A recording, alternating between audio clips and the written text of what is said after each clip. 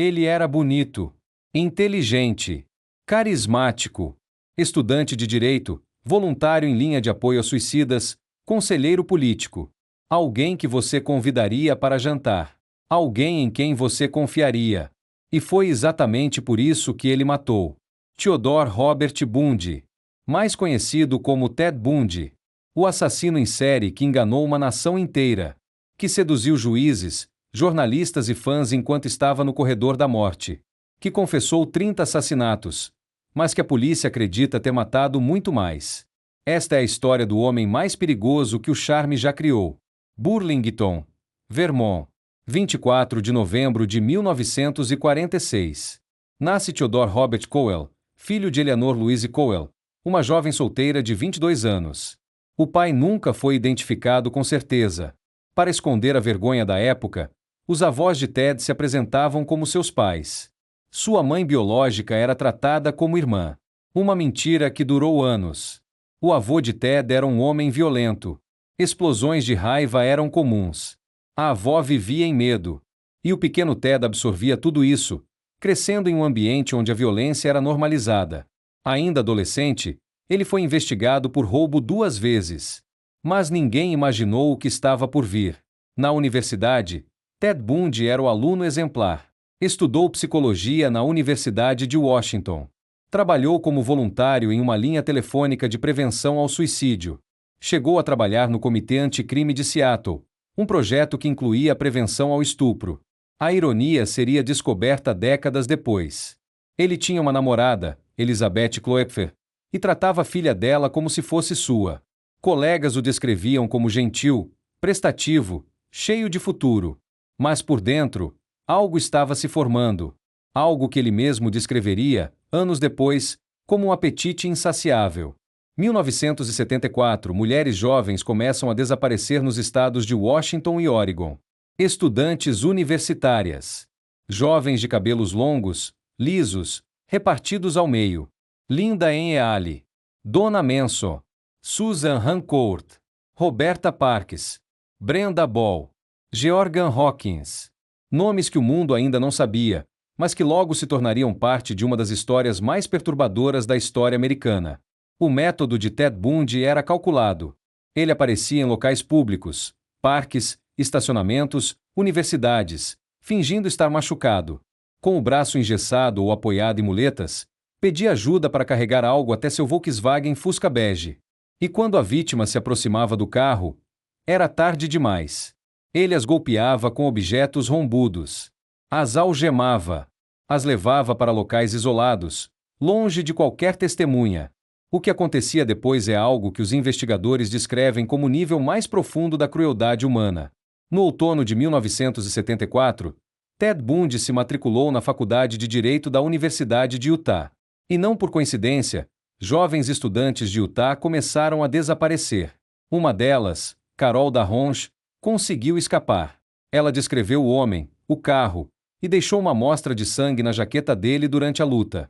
Essa seria a primeira peça do quebra-cabeça. Poucas horas após o ataque a Carol Darronch, Debbie Kent, de 17 anos, desapareceu de um estacionamento próximo a um teatro. Pedestres encontraram um cemitério de ossos em uma floresta de Washington. Os corpos pertenciam a mulheres desaparecidas em Washington e Utah.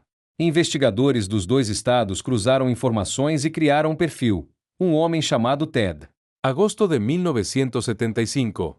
Um policial de Utah para um Volkswagen Fusca bege em uma parada de rotina. O motorista tenta fugir. Quando o carro é revistado, os policiais encontram algemas, um pé de cabra, uma meia calça com buracos para os olhos e um picador de gelo. O motorista se chama Ted Bundy. Carol Darronch reconhece Ted Bundy em uma fila de identificação. Ele é condenado por sequestro e tentativa de agressão criminosa. Mas a polícia sabia que era muito mais do que isso. Investigadores do Colorado o queriam por assassinato. Transferido para o Colorado para enfrentar acusações de assassinato, Ted Bundy faz algo que chocaria o mundo. Ele decide ser seu próprio advogado. Com 1 ano de faculdade de direito e uma inteligência afiada, ele usava o tribunal como palco. Concedia entrevistas. Sorria para as câmeras. E planejava sua fuga. Junho de 1977. Durante uma visita à biblioteca do tribunal em Aspen, Colorado, Ted Bundy pula por uma janela do segundo andar e foge.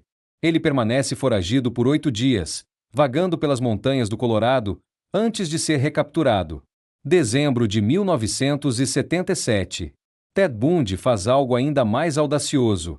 Ele passa meses se privando de comida, perdendo peso deliberadamente. Quando está magro o suficiente, ele sobe ao teto de sua cela, arranca um painel e escapa pelo forro do telhado. Desta vez, a fuga seria diferente. Ted Bundy chega à Flórida. Com uma identidade falsa, ele aluga um quarto perto da Universidade Estadual da Flórida, em Tallahassee. Era 8 de janeiro de 1978. Ele estava livre há menos de um mês. Na madrugada de 15 de janeiro de 1978, Ted Bundy invade a casa da fraternidade Chi Omega, na Universidade Estadual da Flórida. Em menos de 30 minutos, ele atacou 4 mulheres enquanto dormiam. Lisa Levy e Margaret Bowman morreram. Kate Kleiner e Karen Chandler sobreviveram com ferimentos graves, ossos quebrados, marcas de mordidas. Karen Chandler descreveria décadas depois: ele havia quebrado todos os ossos do meu rosto. Mas eu consegui me defender.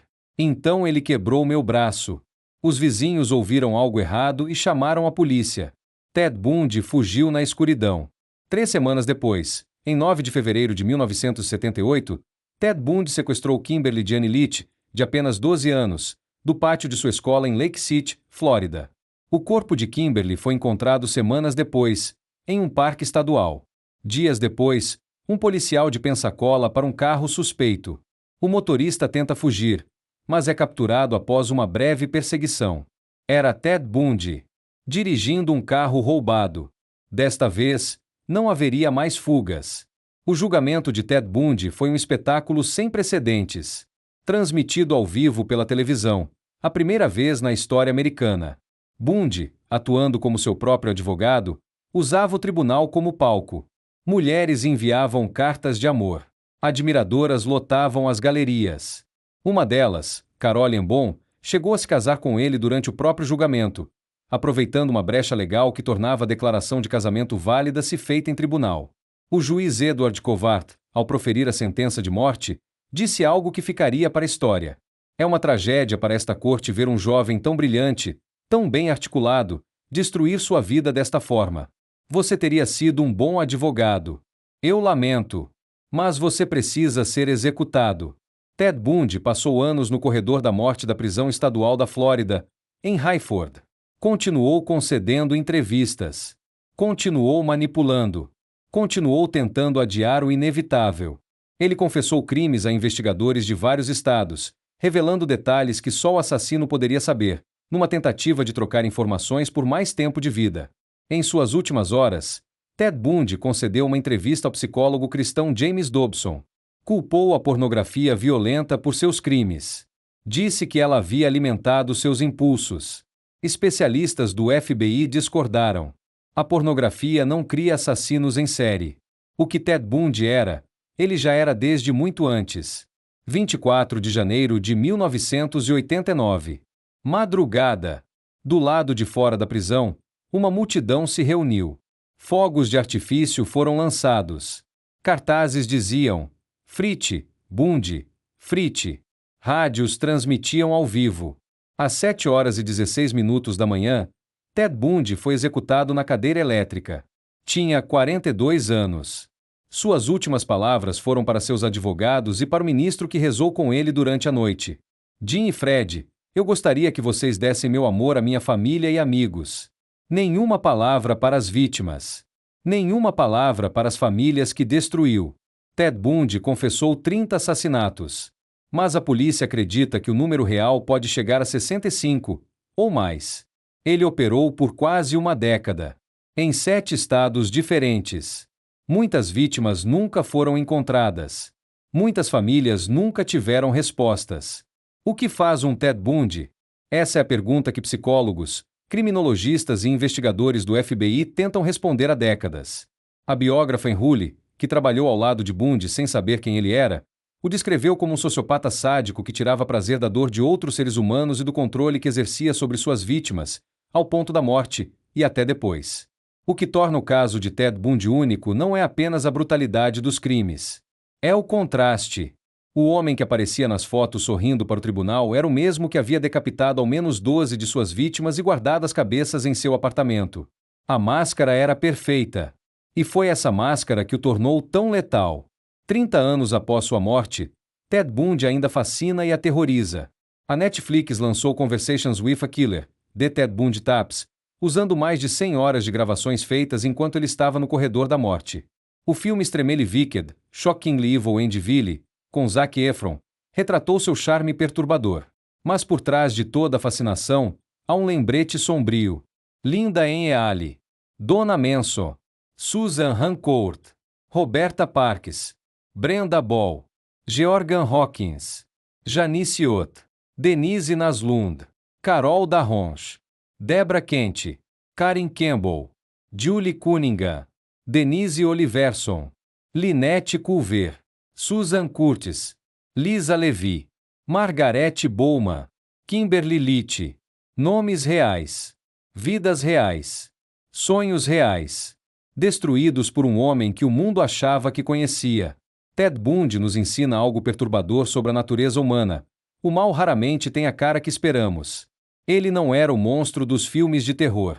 Ele era o vizinho amigável. O colega de faculdade. O voluntário prestativo. E foi exatamente isso que o tornou tão perigoso. Às 7h16 da manhã de 24 de janeiro de 1989, a corrente elétrica percorreu o corpo de Theodore Robert Bundy pela última vez. Do lado de fora, a multidão comemorou. Do lado de dentro, o silêncio. E em algum lugar, as famílias das vítimas tentavam encontrar paz em um mundo que havia provado ser muito mais sombrio do que imaginavam. Se este vídeo te fez pensar, se te fez sentir algo, então ele cumpriu seu propósito. Inscreva-se no canal Mente Criminosa. Ative o sininho. E na próxima semana, mergulhamos em outro caso que vai te deixar sem dormir. Porque a mente criminosa nunca descansa.